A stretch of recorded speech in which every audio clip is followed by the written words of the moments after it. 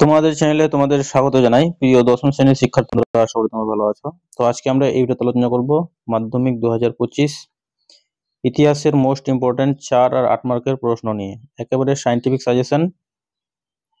তো তোমাদের বলবো তোমরা ভিডিওটি না টেনে শেষ পর্যন্ত ধৈর্য সহকারে দেখো। তো কথা না বাড়িয়ে ভিডিওটি শুরু করা যাক।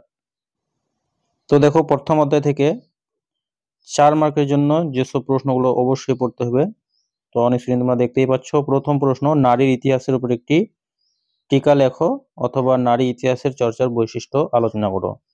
তো প্রথম অধ্যায় থেকে এটা একটা মোস্ট ইম্পর্টেন্ট প্রশ্ন।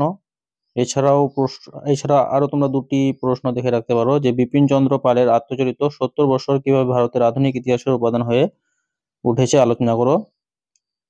আর ইতিহাসের তথ্য সংগ্রহে ইন্টারনেটের সুবিধা অসুবিধাও একটু দেখে রাখবে। তো তোমরা প্রথম অধ্যায় থেকে বেশি জোর দিবে দ্বিতীয় অধ্যায়টা, কারণ কি 4 মার্কের প্রথম অধ্যায় থেকে একটা করা হয় আর দ্বিতীয় অধ্যায় থেকে আরেকটা করা হয়। তো দুটির মধ্যে একটি প্রশ্নের উত্তর দিতে হয়। তো দ্বিতীয় অধ্যায়টা একটু ভালো করে পড়বে। যেমন প্রথম প্রশ্ন, নারী শিক্ষা প্রসারে ঈশ্বরচন্দ্র বিদ্যাসাগরের অবদান আলোচনা করো, খুবই গুরুত্বপূর্ণ প্রশ্ন। তারপর হুতম প্যাঁচার নকশা গ্রন্থে 19 শতকের বাংলার কিরূপ সমাজচিত্র পাওয়া যায়। এছাড়াও দ্বিতীয় অধ্যায় থেকে পড়বে তোমরা বাংলায় বিজ্ঞান চর্চার বিকাশে ডক্টর মহেন্দ্রলাল সরকারের অবদান আলোচনা করো, আধুনিক চিকিৎসা বিদ্যার বিকাশে কলকাতা মেডিকেল কলেজের ভূমিকা লেখো, শ্রীরামকৃষ্ণের সর্বধর্ম সমন্বয়ের আদর্শ উল্লেখ করো। তারপরে পড়বে তোমরা 4 মার্কের জন্য প্রাচ্য পাশ্চাত্য বিতর্ক কি, টিকা লেখো ইয়ং বেঙ্গল, টিকা লেখো উডের ডেসপ্যাচ অথবা চার্লস উডের নির্দেশনামা। আর একটু দেখে রাখবে তোমরা সতীদাহ প্রথা বিরোধী আন্দোলন সম্পর্কে একটি সংক্ষিপ্ত টিকা আকারে দেখে রাখবে, সতীদাহ প্রথা বিরোধী আন্দোলনটা। এবার তৃতীয় অধ্যায় থেকে পড়বে তোমরা কি উদ্দেশ্যে ঔপনিবেশিক সরকার অরণ্য আইন প্রণয়ন করেন, 1855 খ্রিস্টাব্দে সাঁওতালরা বিদ্রোহ করেছিল কেন, নীল বিদ্রোহের কারণ ও গুরুত্ব আলোচনা করো, ওয়াহাবি আন্দোলনের উদ্দেশ্যগুলি আলোচনা করো, ফরাজি আন্দোলনের লক্ষ্য কি ছিল এবং ফরাজি আন্দোলনের ব্যর্থতার কারণগুলি লেখো। অথবা টিকা পড়বে তোমরা ফরাজি আন্দোলন, টিকা পড়বে মুন্ডা বিদ্রোহ, টিকা পড়বে বারাসাত বিদ্রোহ। আরেকটা মোস্ট ইম্পর্টেন্ট প্রশ্ন তৃতীয় অধ্যায় থেকে, নীল বিদ্রোহে শিক্ষিত মধ্যবিত্ত বাঙালি বুদ্ধিজীবীদের ভূমিকা কি ছিল।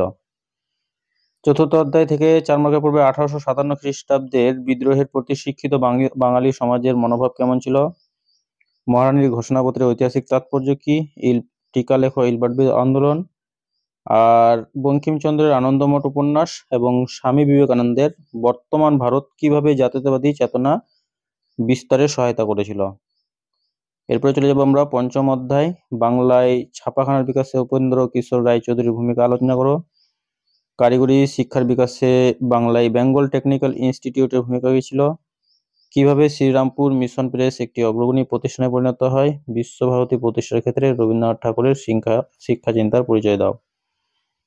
ষষ্ঠ অধ্যায় থেকে পড়বে তোমরা বারদৌলি সত্যাগ্রহ, টিকা পড়বে ওয়ার্কার্স এন্ড পেজেন্ট পার্টি, টিকা পড়বে মিরাট ষড়যন্ত্র মামলা। তো সপ্তম অধ্যায় থেকে তোমরা ষষ্ঠ অধ্যায় থেকে এই তিনটা পড়লেই হবে। তো ষষ্ঠ অধ্যায়ের বদলে তোমরা সপ্তম অধ্যায়টা বেশি গুরুত্ব দিয়ে পড়বে। প্রথম প্রশ্ন, দীপালি সংঘের কার্যকলাপ সংক্ষেপে লেখো, সশস্ত্র বিপ্লবী আন্দোলনে নারীদানের যোগদানের চরিত্র বিশ্লেষণ করো, দলিত অধিকার বিষয়ে গান্ধী আম্বেদকর বিতর্কের মূল প্রসঙ্গটি আলোচনা করো। অষ্টম অধ্যায়, হায়দ্রাবাদ রাজ্যটি কিভাবে ভারতভুক্ত হয়েছিল, মোস্ট ইম্পর্টেন্ট প্রশ্ন। তারপরে কিভাবে কাশ্মীর সমস্যার সমাধান হলো, উদ্বাস্তু সমস্যার সমাধানে ভারত সরকারের উদ্যোগ বিশ্লেষণ করো।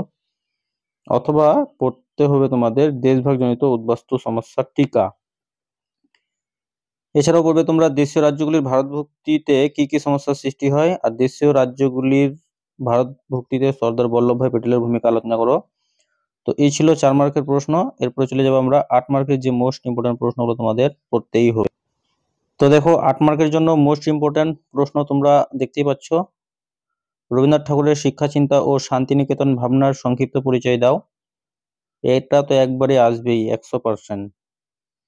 এই প্রশ্নটি আসতে পারে, প্রকৃতি মানুষ ও শিক্ষার সমন্বয়ে রবীন্দ্রনাথ ঠাকুরের চিন্তা ভাবনা আলোচনা করো। ঠিক আছে, একই প্রশ্ন।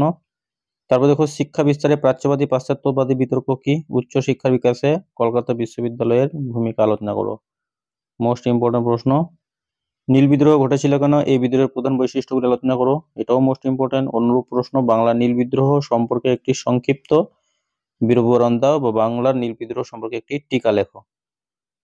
8 মার্কের এই তিনটি মোস্ট ইম্পর্টেন্ট। এছাড়াও তোমরা দেখবে মহাবিদ্রোহের চরিত্র প্রকৃতি, ভারত ছাড়ো আন্দোলনে শ্রমিকদের ভূমিকা বিশ্লেষণ করো, ওয়ার্কার্স অ্যান্ড পেজেন্ট পার্টি সম্বন্ধে একটি সংক্ষিপ্ত টিকা লেখো, সশস্ত্র বিপ্লবী আন্দোলনে নারীদের ছাত্রদের ভূমিকা বিশ্লেষণ করো।